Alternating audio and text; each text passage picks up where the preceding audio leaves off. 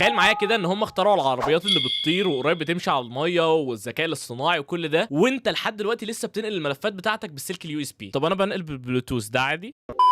طريقه باختصار ان احنا نستخدم بروتوكول موجود من زمان جدا وهو اسمه الاف تي بي او الفايل ترانسفير بروتوكول. الطريقه دي ليها اكتر من مسار عشان نستخدمها، ولكن لو انت واثق فيها كمل معايا الفيديو وهقول لك اسهل طريقه انا لقيتها. اولا من على تليفونك سواء اندرويد او اي او اس هتحمل برنامج فايل مانجر، واللي بالمناسبه هو مجرد فايل مانجر بسيط عادي جدا موجود، ولكن في كام ميزه كانت تفرقه عن برامج تانية. يعني ببساطه هتقدر تشوف الملفات بتاعتك عادي على جهازك زي اي فايل مانجر، وتقدر كمان تشوف الحاجه بتاعتك اللي موجوده على الدرايف اكنها موجوده عندك في نفس الفايل مانجر. كمان بيدعم خاصيه الاف تي بي. بعد ما تحمله هتفتحه عادي وتديله كل الاكسس اللي هو محتاجه علشان يقدر يكونكت على الملفات بتاعتك. بعد كده هتختار الخيار ده وبعد كده تضغط ستارت سيرفيس، تلاقي ان هو ظاهر لك مسار كده. المسار ده بناخده ونحطه كوبي على الكمبيوتر، وهو من تلقاء نفسه بتلاقي ان هو فتح معاك ملفات الموبايل كلها موجوده على البي سي بتاعك. والموضوع ده مش بيستهلك اي نت تماما لانه بيكون على الشبكه الداخليه بتاعتك، وبالتالي بينقل الملفات بسرعه كبيره جدا ومن غير ما يستهلك اي انترنت. وبس كده، ده كان فيديو النهارده. وما تنساش لو الفيديو عجبك تعمل لايك وفولو. شكرا، اشوفكم في فيديو جديد.